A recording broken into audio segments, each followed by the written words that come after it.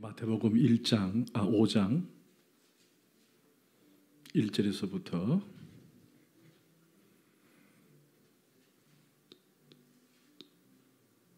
6절까지 함께 보십시다.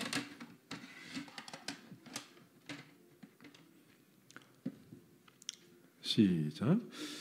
예수께서 무리를 보시고 산에 올라가 앉으시니 입을 열어 가르쳐 이르시되 애통한 자는 복이 있나니 그들이 위로를 받을 것이며 온유한 자는 복이 있나니 그들이 땅을 기업으로 받을 것이며 의에 줄이고 목마른 자는 복이 있나니 그들이 배부를 것이며. 아멘. 자리에 앉겠습니다. 요즘은 뭐든지 원래대로 하기가 참 어려운 시대인 것 같아요. 5인 이상 모임이 금지가 되다 보니까 식당은 식당대로 또 모여서 함께 교제할 수 있는 시간들이 많이 이렇게 제한을 많이 받습니다. 그렇죠. 이번 설 명절도 가족들이 모이는 것 자체도 정부에서 이렇게 좀 삼가해달라고 그렇게. 근데 이제 시어른들은 자꾸 오라 그러고, 그래서 어떤 주부가 우리 시아버지 시어머니 신고해달라고 그런 얘기가 있었다고 합니다. 설 명절 잘 보내셨죠? 아멘. 아멘. 저희도 여러 가지 사정상 그냥 집콕을 했습니다. 집에서 조용하게 그렇게 보냈습니다. 자, 우리는 예수님의 산상수훈을 통해 천국 백성의 삶에 대한 말씀을 나누고 있습니다. 이미 앞서 말씀을 드렸지만 예수님을 따르는 많은 백성들에게 예수님이 오셔서 산상수훈으로 말씀을 해주시는데 이것은 왕으로서의 선언이다. 왕으로서 천국 백성들에 대한 삶에 대한 얘기를 설명하고 있는 것이 산상수훈이다라고 말씀을 드렸습니다. 여러분, 하나님은 과거에도 계시고 현재도 계시고 미래에도 계신 줄 믿습니다. 아멘. 그래서 베드로후서에 보면은 사랑하는 자들아 주께는 하루가 천년 같고 천년이 하루 같다라고 말씀하시고 계시지 않습니까? 우리 예수님은 2000년 전에도 계시고 지금도 계시는 것입니다. 그래서 우리가 2000년 전에 산상에서 설교하셨던 그 예수님의 그 설교를 듣기 위해 모인 그 많은 무리들만이 이 말씀을 청취하고 듣는 것이 아니라 이 말씀에 적용해 본다면은 그분은 지금도 우리에게 말씀하고 계시는 거예요. 아멘. 그래서 오늘 2000년 전에 산상에서 무리들에게 선포한 말씀이 오늘날 동일하게 적용이 되고 적용된 말씀을 우리가 삶 속에서 드러내야 하는데 우리는 하나님의 거룩한 백성으로서 이 말씀을 들어야 한다는 것입니다. 그래서 제가 지난주에 말씀드렸지만은 이걸 함으로 위로를 받고 천국을 얻는다라는 그런 메시지가 아니라 이미 우리는 천국 백성으로 이러한 삶을 살도록 권면하고 계신다라는 사실을 우리는 알고 이 말씀을 드려야 한다는 것입니다. 우리가 지난주에는 산상순의 30격인 8복에 대한 8가지 복에 대한 얘기를 시작을 했습니다.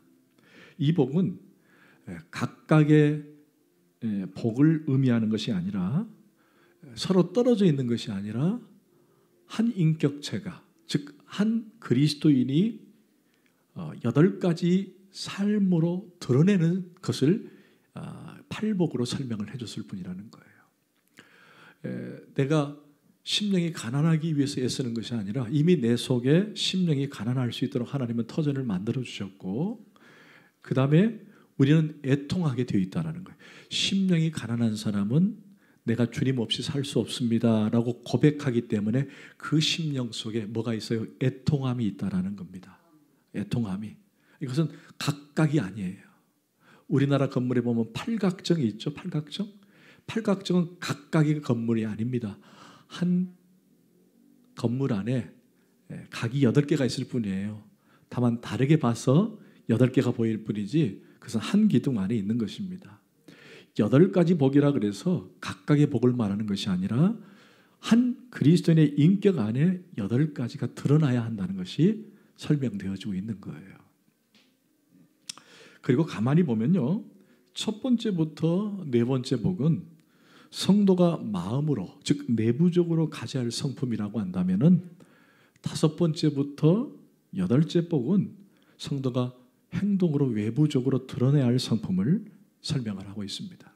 다시 말해서 첫 번째부터 네 번째까지는 개인의 삶, 개인적인 삶에 대한 부분을 말씀하고 있다면은 네 번째부터 여덟 번째까지 복은 우리 주닮은 교회 공동체 안에서 또는 그걸 확대해서 세상에 나가 우리가 어떤 삶을 살아드려야 되는지에 대한 구체적인 부분을 담고 있다라고 설명할 수 있는 것입니다. 그래서 우리 지난주에는 심령이 가난한 자에 대해서 배웠어요. 여러분, 심령이 가난하다는 것은 뭔가 결핍된 상태를 말하는 것이 아니라 매일매일 우리의 삶은 늘 예수로 살겠다. 오늘 우리가 찬양을 드렸지만 우리 예수로 사네, 예수로 사네. 오직 예수로 살겠다고 하는 그 고백이 우리 마음속에 늘 불붙듯 일어나야 한다는 것입니다. 그래서 내가 죽고 예수로 사는 거예요. 우리 안에 두 가지 법이 있죠. 성령의 법과 육체의 법이. 그리고 매일 이 두 가지가 싸워요. 내가 하나님께 가까이 가려고 하면은 뭘 그렇게 가까이 가 못하게 하고, 내가 또 육체 가운데 육체로 살다 보면 육체법에 따라 내가 내 자아가 드러나기도 하고, 그러다 보면 성령께서 너 그렇게 살면 안 돼라고 말하면 또 서로 싸우는 거예요. 그럴 때마다 우리가 용기 내서 해야 될 게 뭐예요? 내가 예수로 사는 거예요. 내가 죽고 예수로 사는 것. 그것이 바로 심령이 가난한 자입니다. 그런데 천국을 이미 소유한 자는 이미 심령이 가난한 상태예요. 이것은 무슨 터득에서 얻는 것이 아니라 내가 그리스도를 주인으로 섬기게 되면 그건 천국 백성으로서 그 삶 속에서 심령이 가난하게 돼 있어요. 그래서 여러분들이 매일매일 하루하루의 삶이 어떻게 해야 된다고요? 나는 예수 없이 살 수 없습니다. 내가 아무리 오늘 은혜를 많이 풍성하게 받았다고 해도 내일 되면 또 동일하게 고백하는 거예요. 주님, 내가 주님 없이 살 수 없습니다. 그게 바로 심령이 가난한 자의 삶의 모습이라는 것입니다. 그 다음에 심령이 가난한 자는 속으로 애통하게 돼 있어요. 애통은 무슨 부부싸움에서 울고, 아이가 잘못해서 울고, 남편과 무슨 어떤 거래처 무슨 관계가 어려워서 울고, 그런 외부적인 것 때문에 우는 것이 아니라 내가 하나님께 가까이 가려고 하는데 자꾸 내 속에서 불신앙들이 드러나요. 내가 하나님을 믿는데 뭘 하나님을 믿어. 그냥 내 식대로 하지. 자꾸 내 속에서 하나님을 드러내고자 하는 것에 대한 자꾸 반기를 드는 내 속에 있는 것들. 여러분 있잖아요. 그럴 때 고백하는 거예요. 하나님, 저는 이런 이 못난입니다. 내가 주님 앞에 가까이 가려고 하는데 자꾸 이것들을 방해하는 내 속에 나쁜 것들이 있습니다. 주여 용서하여 주옵소서. 주님과의 관계를 끊으려고 애쓰는 것들, 거기에 대한 슬퍼하고 애통하는 것. 그리고 우리는 주님 앞에 비록 구원받은 의인이지만 행위로는 여전히 죄인이라는 것. 나는 날마다 죄인입니다를 고백하는 것이 애통하는 것이라는 거예요. 이걸 통해서 우리가 천국 백성의 삶으로 날마다 거듭나고 회복되어지기를 주 예수 그리스도로 축원합니다. 아멘. 자, 오늘 우리는 두 가지를 또 볼 겁니다. 먼저는 온유한 자가 받는 복입니다. 우리 5절을 한번 읽어볼까요? 시작. 온유한 자는 복이 있나니 그들이 땅을 기업으로 받을 것입니다. 자, 여러분 지금 이 메시지를 전하고 있는 이 시대 상황을 여러분 기억했으면 좋겠습니다. 예수님께서 온유한 자가 땅을 기업으로 받는다라고 말할 때에 여러분 여기에 나와 있는 사람들이 예수님의 말씀을 이해가 됐을까요? 안 됐습니다. 왜냐? 이때에 이 유대 땅을 지배했던 로마는 아주 제국 평창주의의 철권 통치를 갖고 있었던 그런 나라입니다. 그들은 로마를 반대하거나 반기를 들면은 무자비하게 죽였어요. 그리고는 그 로마 팍스라고는 평화를 위해서 전쟁을 치러 그 나라 백성들을 죽이고 들어가서 평화를 누리러도 그렇게 되어 있었거든요. 그러면 그들이 온유함으로 들어가서 땅을 차지하는 기법이 아니었다는 것입니다.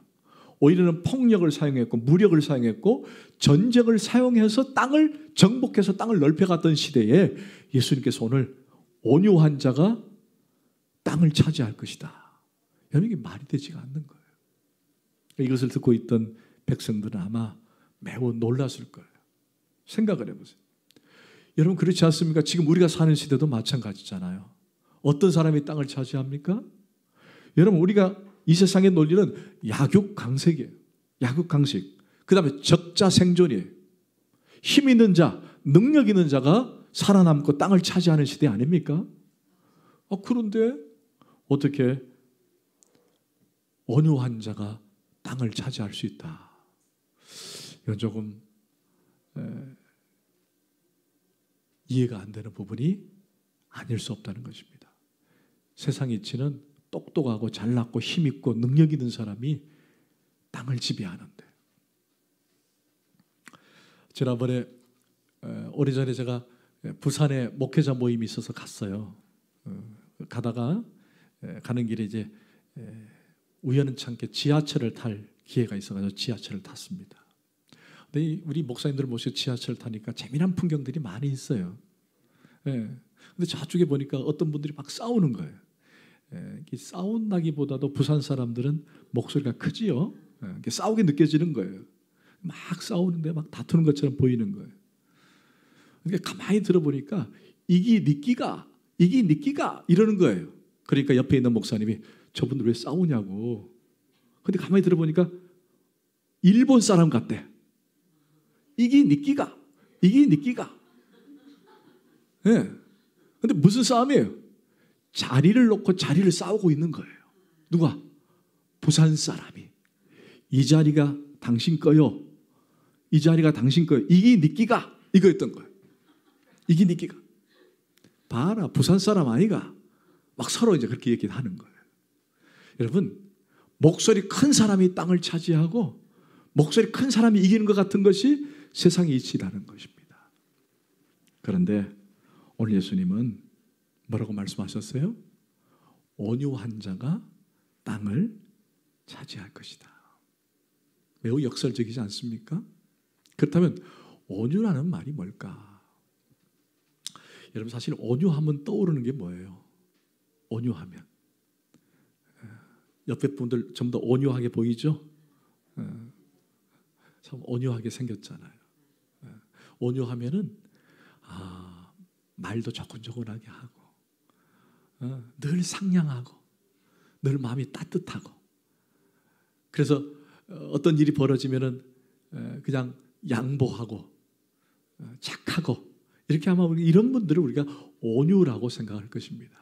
근데 오늘 본문에서 이 온유라는 단어가 프라우스라고 하는 단어를 썼어요. 프라우스.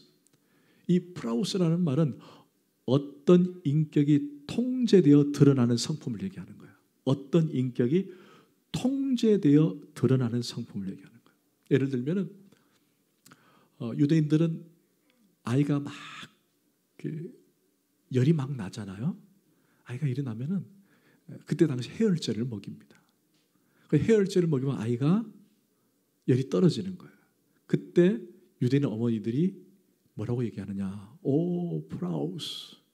열이 떨어졌다. 뭘로? 약으로 인해서 통제가 되었다는 거예요. 또 여러분, 야생마 있잖아요. 야생마.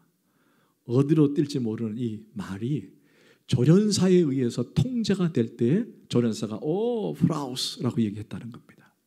그러니까 원래 성품이 원래가 어디로 뛸지 모르는 그런 성품을 가진 사람이 무엇에 의해 지배를 받고 그것이 통제되는 인격, 이거 바로 온유라고 하는 것입니다. 그냥 본성적으로 태생적으로 그냥 착하게 생겼고 법도 없이 살 것 같고 그게 온유가 아니라는 거예요. 여러분 성경에 보면 다윗이라는 사람이 있잖아요. 다윗이 어떤 사람이에요? 용맹스럽고 전쟁에 나가서 골리앗을 이길 만큼 아주 대단한 사람이 아니었습니까? 그랬던 사람이 자신의 장인 언으로부터 살해의 위협을 받습니다. 이 다윗을 잡기 위해서 수많은 군인들을 풀어가지고 다윗을 죽이려고 했던 분이 사울이에요. 그런데 결코 다윗은 보복하려고 하지도 않고 또 사울을 죽일 수 있는 그런 찰나에도 그는 절대로 사울의 방법, 인간적 방법을 동원하지 않고 오히려 그를 살려줍니다. 이런 상태를 우리는 온유한 성품이라고 얘기하는 거예요. 나도 할 수 있어요. 나도 남들과 똑같이 싸워서 승리할 수 있어요. 남이 나를 한 대 때리면 난 2대 이상 때릴 수 있습니다. 여러분 그렇잖아요.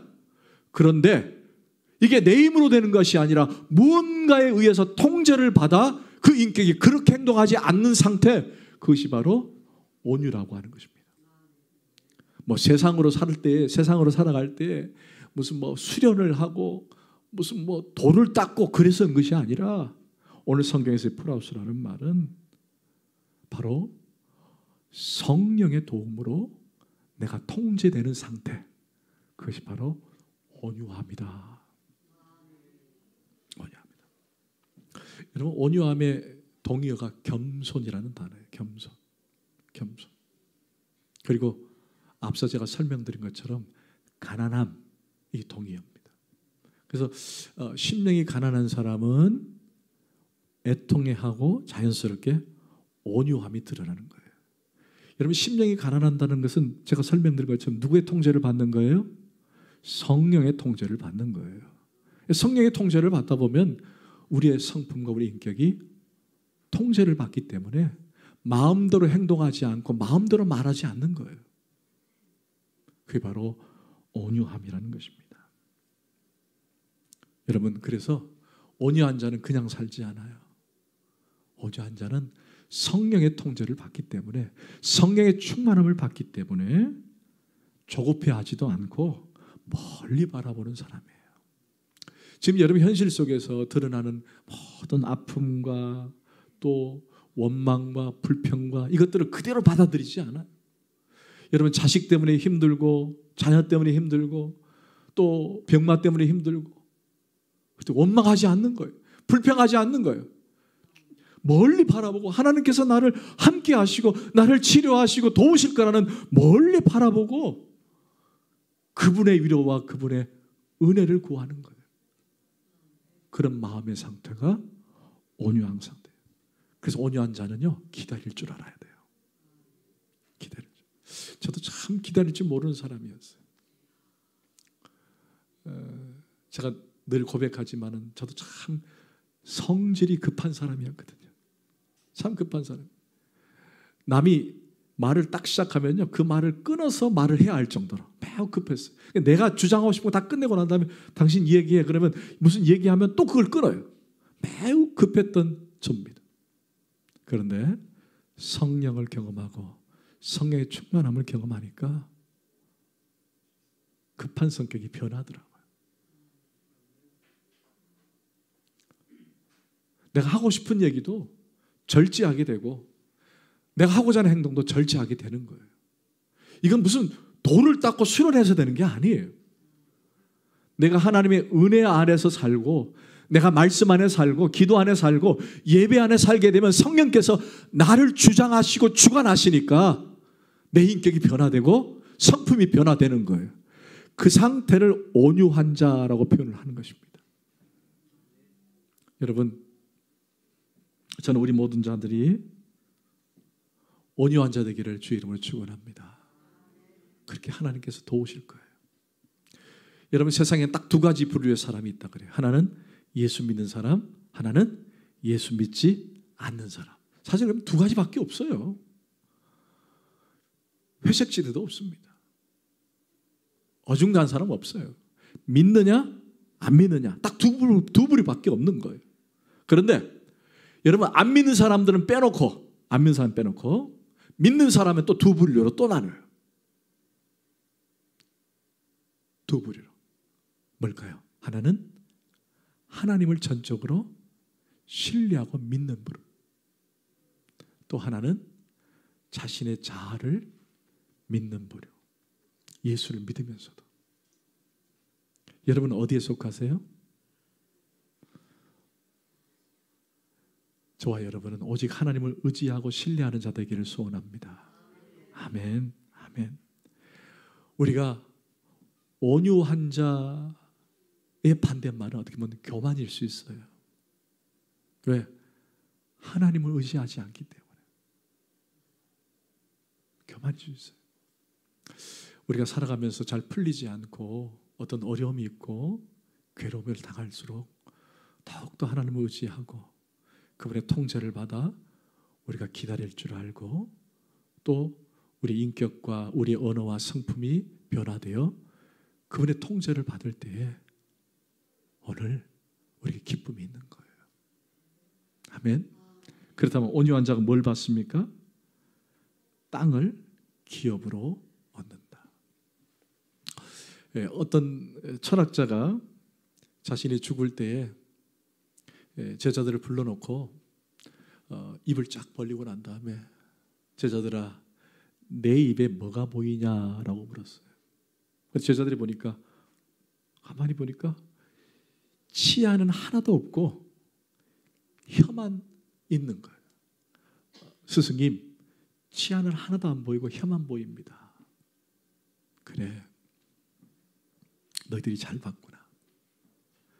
참 젊어서 이 치아는 얼마나 용맹스러운지 몰라. 뭐든지 다 갈아버리고 뭐든지 씹어버리고. 그런데 나이 드니까 이 치아는 다 뽑히고 빠지더라. 그런데 이 물렁물렁한 혀는 오히려 오랫동안 견디고 견디더라. 그러면서 그런 말을 하는 거예요. 단단한 것은 죽음이요 온유한 것은 생명이다. 그런 말을 했다고 합니다. 여러분 우리의 관계에 있어서 중요한 것은 온유함이에요.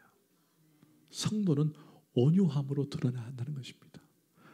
그럴 때 우리에게는 땅이라고 하는 축복을 받는 거예요. 자, 땅이 뭘까? 여러분 시편을 잠깐 보십시다. 시편 37편 11절 말씀.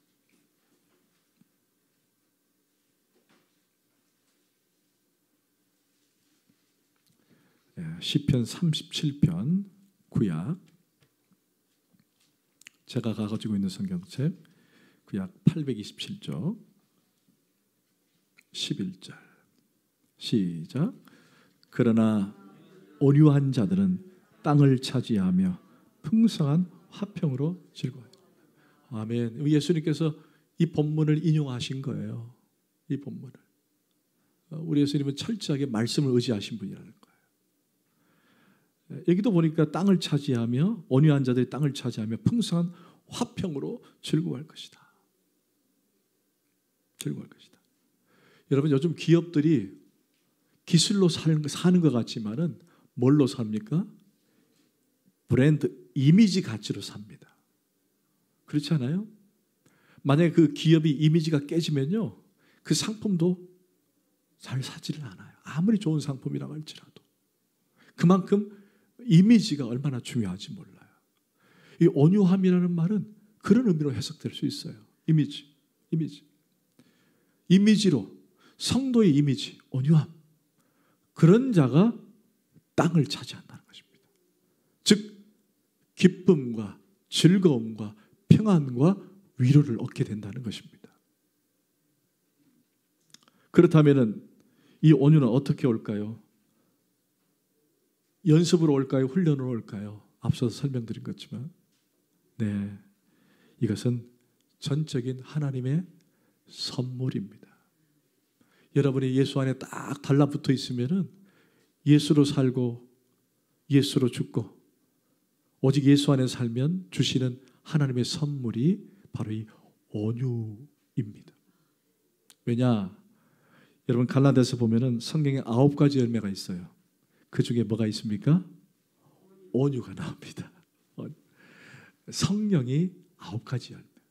하나님이 주신 선물. 그것이 바로 온유라는 것입니다. 온유. 그래서 우리는 이 온유함을 위해서 하나님께 딱 붙어 있어야 돼요.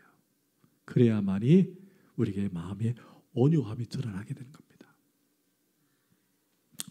땅이 뭘까요? 땅. 요즘 우리 주담국에 가장 필요한 게 땅인데 땅이 뭘까요? 예, 여러분 온유한 자가 땅을 차지한다는 말은 우리 무슨 뭐 이렇게 눈에 보이는 평지나 대지를 얘기하는 것일 수도 있겠지만 그러나 여기서의 땅은 바로 은혜를 얘기합니다. 은혜. 성도가 사는 땅은 무슨 땅이에요? 은혜의 땅이 돼야 되는 거예요. 은혜의 땅. 은혜 안에 들어와서 그 은혜가 확장되어질 때에 우리가 모든 삶에 넉넉히 이길 수 있는 힘이 생기는 거예요. 여러분 땅을 많이 가져서 대지를 많이 가져서 풍족한 것이 아니라 하나님의 은혜가 넓어지고 그 지경이 넓어질 때 우리는 기쁨이 있고 즐거움이 있는 거예요. 우리 안에 평안이 있는 거예요. 그 땅을 우리는 소유해야 할 줄 믿습니다. 아멘. 자, 네 번째 보십시다. 오늘 본문으로 돌아가서 6절 시작. 의에 줄이고 목마른 자는 복이 있나니 그들이 배부를 것이요. 아멘. 의에 줄이고 목마른 자는 복이 있다. 복이 있다. 그래서 의라는 말은 특별히 윤리성을 얘기합니다. 성도의 윤리성. 이제는 우리가 네 번째부터는 외부적으로 그 공동체에 어떻게 드러날 것인가에 대한 얘기를 하는데 여기서 바로는 성도의 윤리성을 얘기하는 거예요. 여러분 성도가 윤리성을 잃어버리면은 모든 걸 다 잃어버립니다. 특별히 요즘 우리 그리스도인들이 세상에 나가 어떤 가치로 살 것인가 매우 우리가 고민하고 또 결정해야 할 부분이 많이 있어요. 그 중에 하나가 뭐냐? 거룩한 윤리성을 갖는 것입니다. 내가 어떤 일을 하더라도 정말 진솔되고 진실하고 그 사람이 정말 어떤 가치 안에서 윤리적으로 의롭다라고 하는 것을 경험되어질 때 사람들은 신뢰하고 그를 붙들게 되어 있다는 거예요. 처음부터 남을 속이려고 하고 처음부터 남을 어떻게든 위에 올라서려고 하는 그런 아픈 기질적인 것은 다 버리고 오직 거룩한 의로움에 대한 고민들을 해야만이 우리가 하나님부터 은혜를 공하고 또 무사람들에게는 존경을 받게 되는 거예요. 여러분 요즘 신뢰가 떨어지고 윤리가 떨어지면은 모든 것들이 다 무너지게 되어 있는 시대입니다. 요즘 뭐 우리가 청문회를 한다 또는 무슨 뭐 연예인들 무슨 학폭이다 이게 다 어디서 근원되는 거예요? 다 윤리성이에요. 다 윤리성. 그러니까 세상 사람들도 잣대를 뭘로 봅니까? 윤리성으로 보는 거예요. 그 윤리성이 떨어지고 무너지면은 모든 것들이 다 무너지게 돼 있다는 겁니다. 그래서 우리에게는 거룩한 윤리성을 전해야 한다. 그런데 성도는 그것이 가능하도록 하나님께서 우리 가운데 베풀어 주신 은혜가 있습니다. 여러분 삭개오를 아시죠? 삭개오. 삭개오라는 이름의 뜻이 뭐냐면은 순결, 청결, 맑음이라는 뜻이에요. 삭개오라는 뜻이 참 이쁘잖아요. 근데 그의 삶은 그런 삶을 살지 않았어요. 여러분 삭개오가 직업이 뭡니까? 세리잖아요. 세리. 세리는 세금을 걷어가지고 사는 사람을 세리라고 했었습니다. 근데 그가 이 세리지만 정확한 세금을 걷어서 자신의 나라인 유대 땅으로 환원하는 것이 아니라 그 세금을 걷어서 어디로 바쳤느냐? 로마에게 바쳐야만 하는. 그리고는 거기서 일부를 착복을 해서 자신이 가진 아주 약삭빠른 그런 비윤리적인 사람이었어요. 그런데 세리일 뿐만 아니라 그는 세리장이기도 했습니다. 그만큼 그는 윤리적으로 매우 타락한 삶을 살았어요. 그런데 어느 날 그에게 누가 오셨죠? 예수님이 오신 거예요. 죄인이고 사람들로부터 무시당하고 손가락질 당하고 모든 삶이 다 피포 있는 그런 삭개오에게 예수님이 다가온 거예요. 그리고 그가 구원의 손길을 얻습니다. 예수님이 다가오셔서 구원을 하시죠. 그런데 누가복음 19장 8절에 보면은 그가 이런 얘기합니다. 삭개오가 서서 주께 여짜오되 주여 보시옵소서 내 소유의 절반을 가난한 자들에게 주겠사오며 만일 누구의 것을 속여 빼앗은 일이 있으면 내 갑절이나 갚겠나이다. 여러분 여기 포인트가 뭐예요? 누굴 속였으면 내가 갚고 4배나 갚겠습니다. 포인트가 아닙니다. 거기는 뭐가 있어요? 그렇죠. 삭개오는 그리스도를 만났다는 게 중요한 거예요. 그게 우선이 되는 거예요. 내가 그리스도를 만남으로 거룩한 윤리성이 드러나게 되어 있다는 것입니다. 이게 중요한 거예요. 여러분 내가 갖는 윤리성, 내가 갖는 의의는요 실패하고 반복될 수밖에 없어요. 실패의 반복이 계속될 수밖에 없습니다. 그러나 먼저 우리는 중요한 건 그리스도를 만나는 거예요. 그리스도를 만날 때 우리 속의 윤리가, 거룩한 윤리가 드러나는 거예요. 그리스도를 만날 때 우리의 삶의 방향이 전환되는 것입니다. 아멘? 아멘. 아멘. 그래서 우리는 여기서 윤리성이라는 말은 세상이 말하는 윤리성이 결코 아니라는 것을 드러내서 알 수 있게 되는 거예요. 착하게 살아라, 선하게 살아라, 남에게 도둑질하지 말고 남에게 베풀어라, 이런 세상의 가치의 윤리를 얘기하는 게 아니라 어떤 도덕적이고 윤리적인 삶이 아니라 하나님이 요구하는 참된 삶을 살게 되어 있다는 거예요. 누가 요구하는? 하나님이 요구하는. 예수를 본질적으로 만나고 예수님을 확실하게 만난 사람은 누구의 삶에 들어가느냐? 하나님이 원하는 삶에 들어가는 거예요. 하나님이 원하는 삶.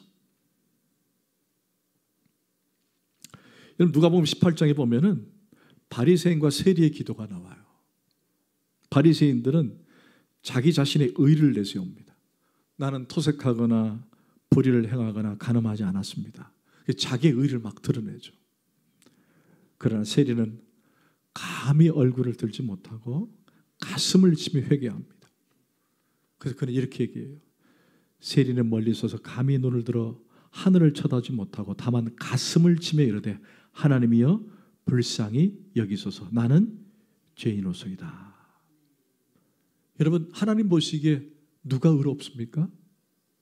세리죠. 세리입니다. 왜 그렇습니까? 이는 의는 나의 의가 아니라 하나님이 보이시는 의라는 것입니다. 내가 기도도 했고 내가 남도 구제했고 내가가 아니라 주님 앞에 주님이 원하는 삶을 사는 것, 이게 바로 거룩한 윤리성이 되는 거예요. 아멘.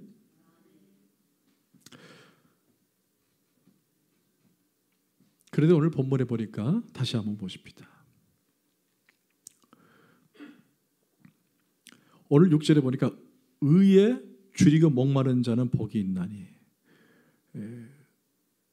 의에 통달한 사람이다, 의에 완벽한 사람이다 말하지 않고 의에 줄이고 목말랐다. 이게 무슨 말이냐면은 우린 늘 말씀에 순종하는 삶이 부족하다는 것을 깨닫고 늘 주님이 명령하신 삶을 살기로 갈망하는 태도를 말하는 거예요. 줄이고 목마르다는 말은 내가 이 정도면 됐지가 아니라 여전히 나는 주님 말씀을 갈망하고 그 말씀대로 살기로 다짐하고 결정하고 행동하겠습니다. 이게 바로 하나님이 원하는 줄이고 목마른 자의 삶의 태도라는 것입니다. 여러분 줄이고 목마른 자는 뭘 얻습니까? 그렇죠. 그들이 배부를 것이다. 그런데 성경에서 이 배부르다라는 말은 마치 푸른 잔디에서 가축이 먹이를 먹는다라는 의미를 갖고 있어요. 푸른 잔디에서 가축이 먹이를 먹는다. 여러분 꼭 어떤 성경 구절이 떠오르세요? 방금 제가 말씀드린 이게 배부르다라는 말은 시편 23편이 생각나시죠? 푸른 초장 위에 실 많은 물가로 인도하시는 그 은혜를 기억하면서, 그리고 거기서 풀을 뜯으며 마치 풍성함을 느끼고 배부름을 느끼는 그런 상태. 누구 안에서? 예수 안에서. 예수 안에서. 그리스도가 그의 삶 가운데 은혜의 초장을 풍성히 부어주신다는 사실을 말하고 싶었던 것입니다. 내가 하나님 말씀 안에서 그 말씀대로 살기로 다짐할 때에 우리는 예수 그리스도의 풍성한 은혜를 경험하고 배가 불러. 배가 부르면 기분이 좋아요, 안 좋아요? 배 터질 것 같죠? 예. 여러분 배가 불러야 됩니다. 예. 예수로 인해 배가 불러야 할 줄 믿습니다. 예수로 가득한 인생은 배가 불러서 편안한 푸른 잔디 위에서 정말 기쁘고 감사하고 즐거워하는 그런 상태가 된다는 것을 잊지 말라는 것입니다. 오늘 두 가지 말씀 꼭 기억합시다. 온유한 자의 삶과 의에 줄이고 목마른 자의 삶이 어떠한 것인지를 기억하셔서 이번 한 주간도 오늘 성령의 통제를 받아 온유한 자의 삶으로, 그래서 은혜의 땅을 기경하시고 또 거룩한 윤리성, 오직 말씀 안에 입각한 삶, 말씀의 삶, 그 삶을 통해 예수로 가득한 배부름이 우리 모두에게 풍성히 임하기를 간절히 축원합니다. 아멘. 기도하십시다.